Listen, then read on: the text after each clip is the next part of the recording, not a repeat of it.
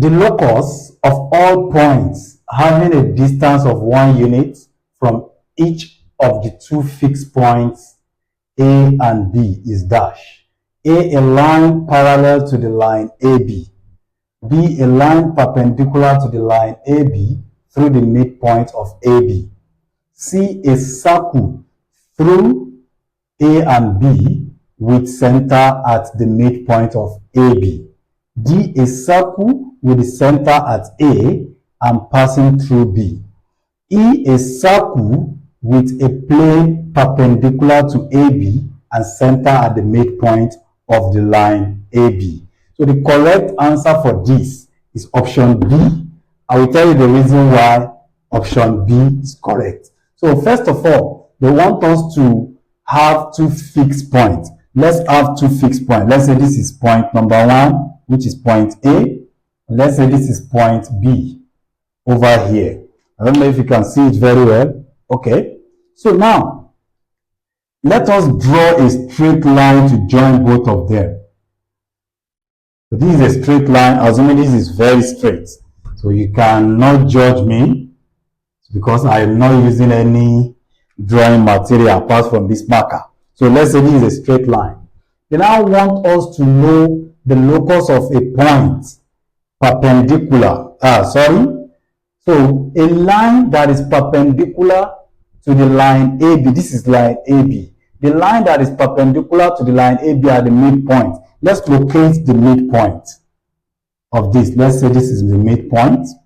So any line, any locus means if we trace out any pattern along this. Let's say we trace out patterns from here. Let's say this is one point, this is another point, this is another point, this is another point, another point, another point.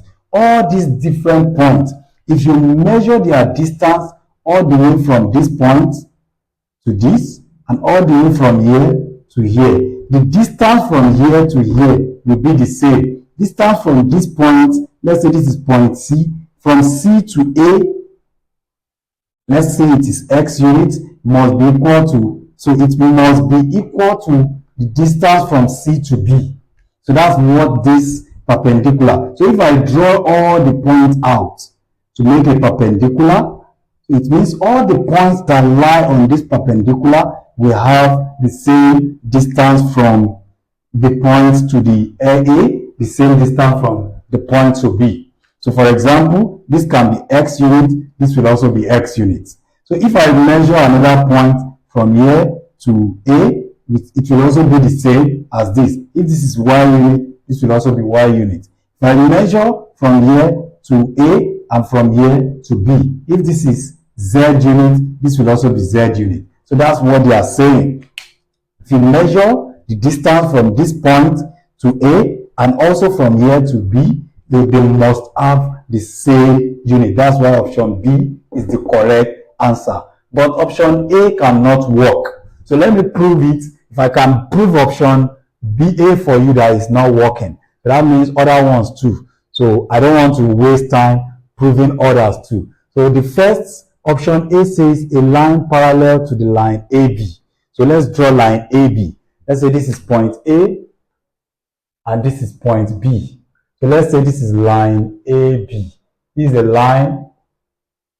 So what if we now have a line parallel to that? Parallel line will be like this.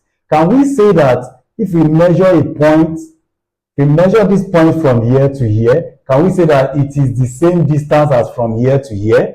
So can we say that if this is x, this will also be x? No, they can never be the same. This cannot work. So even if you choose another point on this parallel line, let's choose another point on this parallel line. Let me clean up this. Let me choose another point on this parallel line. So if I measure it all the way from here to here, can it be the same distance from here to here and from here to here? Are they the same? No. So that means this does not, option A does not work. If you want to get the same distance, unless if we place it in the middle of this, at the midpoint of this parallel line. So that's when we can have equidistance. So that means option B does not work. It's only option A that is the correct answer. Thank you. God bless you.